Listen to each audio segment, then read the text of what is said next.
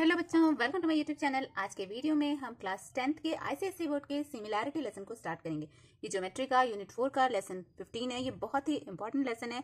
इससे भी आप अराउंड एक्सपेक्ट कर सकते हैं कि 15 to 16 मार्क्स के क्वेश्चंस आते हैं। बेसिकली ये लेसन है तो बहुत ईजी, थोड़ा सा ट्रिकी है, थोड़े से कॉन्सेप्ट समझने की जरूरत है। तो इसलिए मैं आप लोगों से रिक्वेस्ट करूंगी कि मेरे वीडियो को बिल्कुल ध्यान से देखिए और बहुत क्लियरिटी के साथ चीजों को समझिए। मैं आपको छोटी छोटी चीजें अच्छे से एक्सप्लेन करूंगी। उसके बाद हम एक्सरसाइजेस को सॉल्व करेंगे, क्वेश्चन को डिस्कस करेंगे, जिससे आपको ये लेसन से रिलेटेड सारे कॉन्सेप्ट इजिली क्लियर हो जाए। अब देखिए क्या है similarity of figures. Two figures है ना, आपको दिख रहा होगा। दो यहाँ पे देखिए, दो स्क्वायर बने हुए हैं, यहाँ पे दो रेक्टेंगल है। ये दोनों क्या है? These are similar. अभी सिमिलर इन क्या है? Similar in shape. अब देखिए angle of one figure are equal to corresponding angle of other figure. इस एंगल का जो फिगर का इस फिगर का जो एंगल है और इस फिगर का एंगल है, एंगल हमेशा इक्वल होगा। यहाँ सेम आप देख लीजिए, एंगल इन दोनों फिगर के आपस में इक्वल होंगे। ये चारों एंगल और ये तीनों एंगल्स आर इक्वल, बस सेम साइज क्या है। Side of one figure are equal to corresponding side of other figure each to each. मतलब एक फिगर का साइड जो है वो इक्वल है, करस्पॉन्डिंग है। जैसे आपने रेशियो एंड प्रोपोर्शन में पढ़ा था ना कि रेशियो एंड प्रोपोर्शन में हमने क्या डिस्कस किया था। रेशियो एंड प्रोपोर्शन में बेसिकली हमने एक दो चीजें डिस्कस की थी जो कि आपको यहाँ पे यूज होंगी। जैसे कि हम क्या बोलते थे, इक्विवेलेंट हमको अगर फ्रैक्शन निकालना होता था तो इक्विवेलेंट फ्रैक्शन देखिए 2/5 है। अगर हमको इसका इक्विवेलेंट निकालना होगा तो हम सेम नंबर को ऊपर मल्टीप्लाई कर सकते हैं। मतलब मान लीजिए कि 2 × 2 किया, यहाँ पे × 2 किया, तो क्या हो गया? ये हमारा 4/10। तो ये हमारा इस तरीके से, ये मान लीजिए ये 4/10 होगा और ये 2/5 होगा। तो इस तरीके से हम कह सकते हैं कि ये दोनों करस्पॉन्डिंग साइड्स जो है वो इक्वल नहीं है, लेकिन अगर हम इक्विवेलेंट फॉर्म में देखें तो दे आर इक्विवेलेंट। तो क्या होता है? Two figure are said to be similar if they have same shape but may differ in size.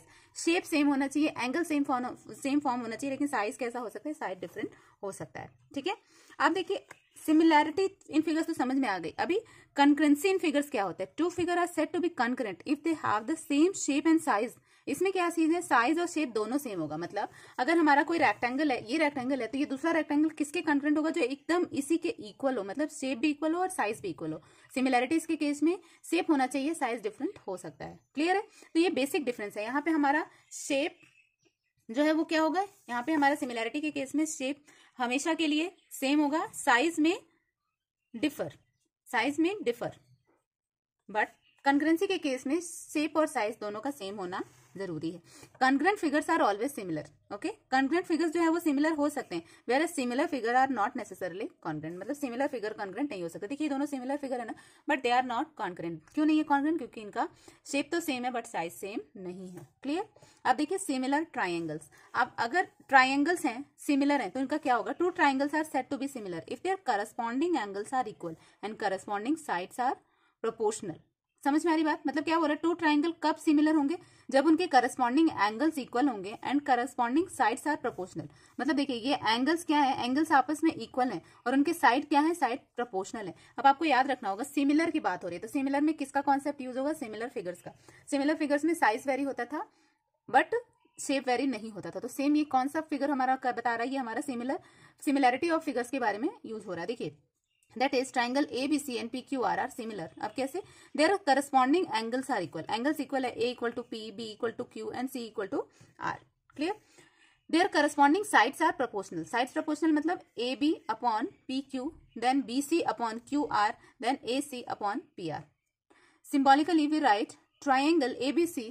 ये जो साइन दिया हुआ है ना, this is concurrent sign, concurrent to PQR, where symbol this is related to similar to. Okay, मतलब ये क्या है? सिंगल एक है तो सिमिलर। अगर इसके साथ नीचे एक बना दे तो इसको हम क्या बना देंगे? इसको हम कॉन्करेंट भी बोलेंगे। क्लियर है? तो देखिए बेटा, अभी तक हमने इसमें क्या देखा? सिमिलैरिटी देखा, सिमिलैरिटी ऑफ फिगर्स। वहीं हमने दूसरी चीज क्या देखी? Congruency of figures.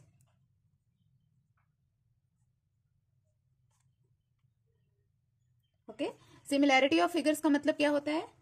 Size same, shape but different size. Okay, वहीं कॉन्करेंसी का मतलब क्या होता है? Concurrency is little bit different, same shape and size. Clear?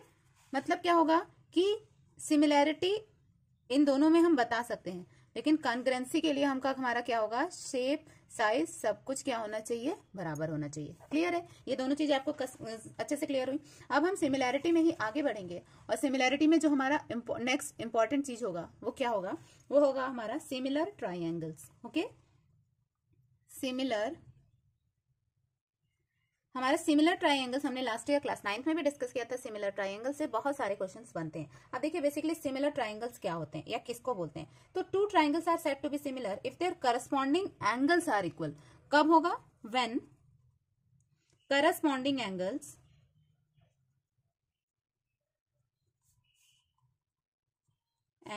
Are equal. Okay, जब करस्पॉन्डिंग एंगल्स क्या होंगे? आपस में इक्वल होंगे, आपस में बराबर होंगे। क्लियर है? अब देखिए जैसे मान लीजिए कि हमने ये दो ट्राइंगल्स बनाए, ठीक है, तो दोनों ट्राइंगल्स का आप देख रहे हैं साइज थोड़ा सा डिफरेंट है, बट अगर हम बोले कि एक एंगल्स आपस में क्या है? बराबर है। तो एंगल्स आपस में बराबर है, इसका क्या मतलब है कि ये सिमिलर ट्राइंगल्स हैं। क्लियर है? मतलब ऑल एंगल्स आपस में इक्वल है। तो क्या होगा इस केस में? दो चीजें यहां समझ में आई। करस्पॉन्डिंग, अभी क्या चीज है? एंगल्स इक्वल, एंगल्स इक्वल, पहली चीज। सेकंड चीज क्या होगी? Their corresponding sides are proportional. मतलब इस एंगल का करस्पॉन्डिंग साइड, मतलब अगर मान लीजिए इसको ए बी सी देते हैं, इसको पी क्यू आर, तो Q R and B C ये क्या हो गया? करस्पॉन्डिंग, इस एंगल के करस्पॉन्डिंग साइड्स। तो corresponding sides are proportional. Clear हो रहा है? मतलब सिमिलर ट्राइंगल्स के लिए दो चीजें हैं, एंगल्स इक्वल होना चाहिए पहली चीज, और दूसरा करस्पॉन्डिंग साइड्स क्या होंगे? प्रोपोर्शनल होंगे। अब देखिए नेक्स्ट इंपॉर्टेंट चीज आपकी बुक में क्या दी हुई है। नेक्स्ट इंपॉर्टेंट है corresponding sides and corresponding angles, जो अभी जस्ट हमने डिस्कस किया। इन अ सिमिलर ट्राइंगल, एक सिमिलर ट्राइंगल में क्या होगा? The side opposite to equal angle are said to be corresponding. जो एंगल्स इक्वल हैं उनके साइड्स क्या होंगे? प्रोपोर्शनल होंगे। ठीक है, जैसे ए का प्रोपोर्शनल बी सी और क्यू आर, ये दोनों देखिए यहाँ पे side opposite to angle A and P are corresponding sides. तो इनके साइड्स कौन से हैं? B C and Q R corresponding sides. इन दोनों एंगल के करस्पॉन्डिंग साइड्स ये हैं, इस और इस एंगल। अगर हम एंगल बी की बात करें तो इसका corresponding side A C and P R. Clear? तो इस तरीके से क्या होगा कि मतलब कहने का है कि side opposite to equal angle are said to be corresponding side. Clear? अब देखिए क्या है, as the triangle A B C and P Q R similar, तो उस केस में क्या होगा? B C equal to Q R and A C is equal to P Q, A B is equal to P are. Corresponding sides of similar triangle are proportional. क्यों? क्योंकि corresponding side similar triangle के हमेशा proportional होते हैं। अब देखिए side opposite to angle A के opposite side upon side opposite to angle Q equal to side opposite to angle B upon side opposite to angle R. Clear है? अब देखिए यहाँ पे एक और नई चीज है, in similar triangles the angle opposite to proportional sides, मतलब angle opposite to proportional sides are corresponding and corresponding angle so they are equal. Clear है? मतलब A B upon E F, A B upon E F, angle opposite to side A B is equal to angle opposite to side E F, angle opposite to side A B के opposite में angle कौन सा है? Angle C. वहीं angle opposite to side E F के opposite में कौन सा है? Angle D. तो ये दोनों क्या होंगे? आपस में इक्वल। वहीं angle opposite to B C equal to angle opposite to D F, तो दोनों के अपोजिट एंगल्स जो होंगे वो क्या होंगे? आपस में इक्वल। तो ये दो चीजें हैं, दो कॉन्सेप्ट्स आप कह सकते हैं जो आपको याद रखना होगा, या इनको जो है हमेशा हम प्रॉपर्टीज में यूज करेंगे, या कह सकते हैं सॉल्यूशन में भी हम यूज करेंगे। मतलब क्या है? In similar triangles the angle opposite to proportional side, अगर कोई साइड प्रोपोर्शनल है तो उसके opposite angles are the corresponding angles. Proportional side है तो एंगल्स करस्पॉन्डिंग होंगे, और वहीं अगर एंगल्स इक्वल हैं तो साइड जो है वो क्या होंगे? करस्पॉन्डिंग। तो सेम बात है, दोनों एक दूसरे को कंप्लीट कर रही है। क्लियर है? अब देखिए नेक्स्ट हम क्या देखते हैं। नेक्स्ट इसमें आपके क्या दिया हुआ है? Please note that congruent triangles are triangles the corresponding sides are equal whereas in similar triangles corresponding sides are proportional. ठीक है, तो ये बहुत ही इंपॉर्टेंट चीज है जो आपको याद रखनी है। कॉन्ग्रुएंट ट्राइंगल्स में क्या होंगे? साइड्स आर इक्वल, बट अगर सिमिलर ट्राइंगल है तो corresponding sides are proportional. Equal नहीं होंगे, प्रोपोर्शन में होंगे, सेम प्रोपोर्शन में बढ़ेंगे या घटेंगे। जैसे आपको मैंने प्रोपोर्शन की बात की थी कि 2/5 था, इसका हम अगर बड़ा प्रोपोर्शन देख लेते हैं तो 4/10 होगा। तो सेम प्रोपोर्शन में इंक्रीज हुआ है, सेम प्रोपोर्शन में दोनों चीजें इंक्रीज हुई हैं। ठीक है, वहीं और जो हमारे पास इंपॉर्टेंट चीज है वो क्या है? In the given figure so two triangle A B C and D E F such that vertex A correspond to vertex D. इस तरीके से आपको दिया है, we write A B C is similar, ये किस चीज का साइन है? Similar to this, and not A B C similar to D F E. A B C जो है वो डी एफ ई के सिमिलर है, और मतलब ये सब तीनों एंगल्स अगर आपस में इक्वल है तो तीनों आपस में क्या है? एक दूसरे के सिमिलर हैं। In fact the order of vertex of two similar triangles must be written in the same way such that corresponding vertex occupy the same position. मतलब हमको यहाँ पे सेंटर में बी है, तो बी एंगल और एफ एंगल, हमको बी और एफ को ही करस्पॉन्ड करना है। अगर हम बी और एफ को करेंगे तो ये हमारा रॉन्ग हो जाएगा। मतलब कहने का कि देखिए बी और ई एक दूसरे के इक्वल हैं, तो ये दोनों ही एक दूसरे को करस्पॉन्ड करेंगे। ए और डी को बीच में लिखना है, हमने यहाँ पे बी और एफ लिख दिया, मतलब हमने गलत पॉइंट ऐड कर दिया, तो इट इज नॉट पॉसिबल। तो इसलिए ये आपस में सिमिलर नहीं होंगे, बट ये आपस में क्या होंगे, सिमिलर होंगे। क्लियर है? मतलब हमको ऑर्डर उनके चेंज नहीं करने हैं। यहाँ तक बात समझ में आ रही है? अब देखिए ये हमने ना कुछ पहले भी ये हमने प्रॉपर्टीज पढ़ी हुई हैं, ठीक है।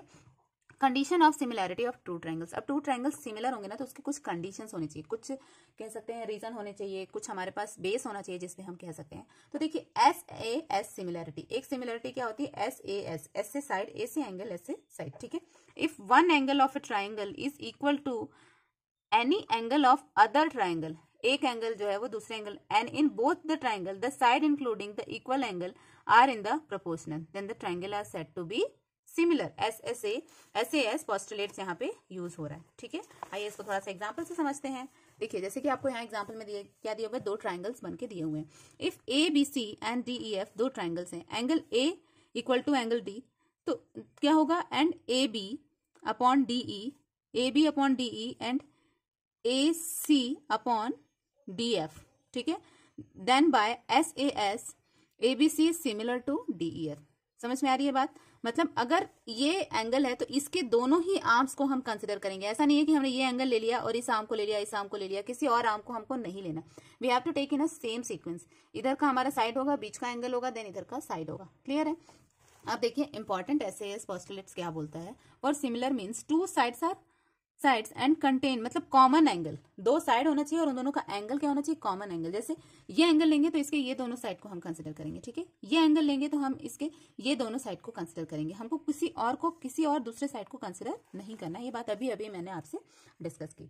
अब यहाँ देखिए क्या दिया हुआ है, in the given figure O A upon O C, फिर O B upon O D, so that triangle A O B is similar to COD, ठीक है। तो हमको ये दोनों ट्राइंगल को बताना है। क्लियर हो रहा है बात आपको?